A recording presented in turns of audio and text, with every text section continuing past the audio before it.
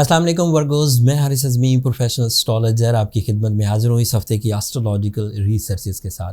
Researches आपकी खिदमत में पेश करने से पहले आपको मेरी तरफ से एस्ट्रोजेम्स की पूरी टीम की तरफ से दिल की गहराइयों से इन एडवांस ईद मुबारक। अल्लाह ताला आपको बहुत ईद की खुशियाँ अता फ़रमाए। मेरे पास 3 ख़बरें हैं। एक ख़बर ये है कि 20 अप्रैल को सूरज ग्रहण होगा, मुकम्मल सूरज ग्रहण है। पाकिस्तान में नहीं दिखेगा, इसलिए आपको परेशान होने की ज़रूरत नहीं है। ये ऑस्ट्रेलिया में दिखेगा, न्यूजीलैंड में दिखेगा। उसके लिए मैंने एक अलग वीडियो बना दी है, उसकी तफसील जानना चाहें तो आप वहाँ देख सकते हैं। इस वीडियो में मैं उसे अब रिपीट नहीं करना चाहता एंड वो कोई इम्पैक्ट भी नेगेटिव नहीं डालेगा on the behalf of my experiences, on the behalf of my opinion.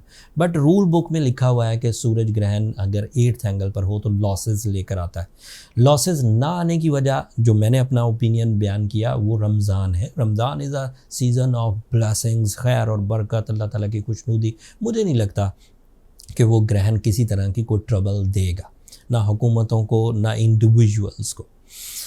दूसरी खबर इसलिए वो आप पर इम्पैक्ट नहीं डालेगा कि अगर आप इस खित्ते में हैं पाकिस्तान और इस साइड पर, मतलब ये सिर्फ ऑस्ट्रेलिया साइड पर है, वो वो एक अलग बर-ए-आज़म है और इस एरिया में वो दिखेगा नहीं, इम्पैक्ट स्लो होगा।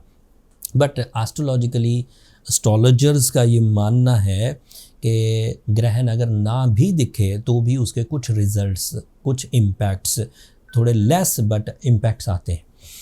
अब उन दोनों सूरतों में बीइंग मुस्लिम हमारे पास रमज़ान की ब्लेसिंग्स ही नहीं आएंगे और अगर जो लोग अदरवाइज़ अदर बिलीव्स रखते हैं उन पर भी थोड़े इम्पैक्ट्स इसलिए आएंगे कि उनके खित्ते में नज़र नहीं आ रहा। तो ऑलमोस्ट ये इवेंट रिजॉल्व हो जाएगा। लेकिन सूरज उसी दिन 20 अप्रैल को ग्रहण के कुछ ही घंटों के बाद आपके लिए आपके 9th एंगल पर आ जाएगा and that is max big news. ये ऐसी न्यूज़ है जो साल में एक दफ़ा मिलना थी। सूरज आपके 9th एंगल पर एक साल में एक दफ़ा आता है 30 दिनों के लिए।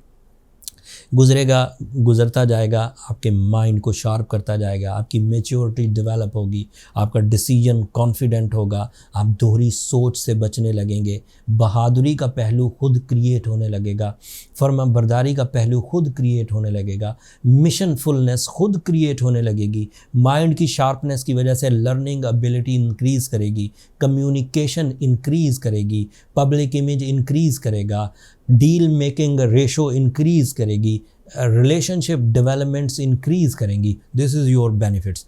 एंड मरकरी भी उसी 9th एंगल पर है Virgos, that is your ruling planet. Mercury and Sun अगर इकट्ठे हो जाएं तो इनका रिज़ल्ट डबल हो जाता है। अगर 30-35% एडवांटेजेस मिलने थे तो एक्सपेक्टेड है 70 या 80% एडवांटेजेस मिलेंगे। एंड एडवांटेजेस भी बाई लक नहीं मिलेंगे कि किस्मत अच्छी थी मिल गए, बाई योर टैलेंट मिलेंगे, प्लानफुली मिलेंगे, प्रैक्टिकली मिलेंगे, एफर्ट अफेक्टिव होंगी, प्रॉफिटेबल होंगी, इजी होंगी, लॉन्ग लास्टिंग होंगी। This is expectations. जब अपने टैलेंट से मिले तो फिर श्योर होता है, किस्मतन मिले तो मिले, चाहे ना मिले, आपका जोर थोड़ी। अपने टैलेंट से मिले तो दैट मीन्स मैं कर सकता हूँ, मेरे पास नॉलेज है, मेरे पास आइडिया आया है, मेरे पास जिस्मानी कुव्वत है, मेरे पास रिसोर्सेज है एंड मैं कर गुजरूंगा।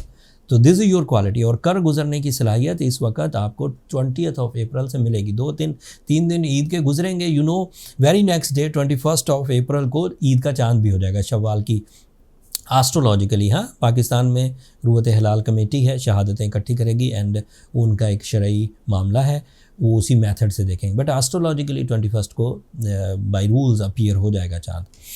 अदरवाइज सुनिए, आपका जुपिटर भी आपके 8th एंगल पर है, ग्रहण भी आपके 8th एंगल पर होना था। So this is a little hesitation. उसके लिए आप उस दिन अगर सदका कर दें 20th ऑफ अप्रैल को, आई होप उस दिन थर्सडे होगा, दिन देख लीजिएगा, मैंने वो कैलकुलेशन में दिन चेक नहीं किया, तो उस दिन सदका कर देना बेहतर है, सूरह शम्स पढ़ना बेहतर है। एंड रमज़ान में अगर आपने ज़कात, सदकात, इबादात अपनी प्रॉपरली की हैं तो उसकी इतनी कोई ज़रूरत भी पेश नहीं आएगी, लेकिन फिर भी अगर कर दिया जाए तो एक जो खदशा है वो भी दूर हो जाएगा।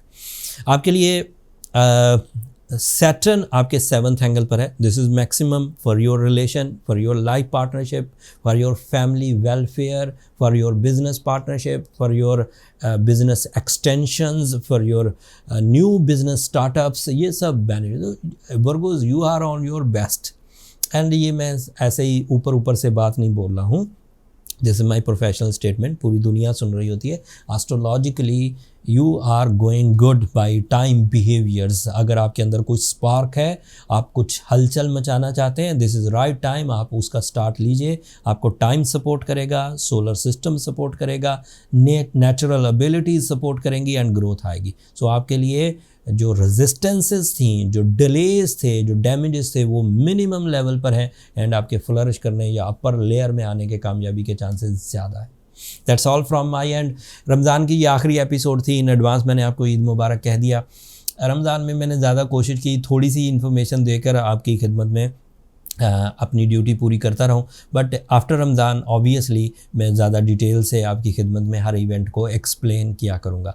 अब मुझे इजाज़त दीजिए। अपनी दुआओं में मुझे और मेरी टीम को ज़रूर याद रखिएगा। चैनल को सब्सक्राइब करना मत भूलिएगा। आप लोगों की सब्सक्रिप्शन हमारी हौसला अफजाई की वजह बनती है। अगले हफ्ते तक के लिए अल्लाह ने के बाद।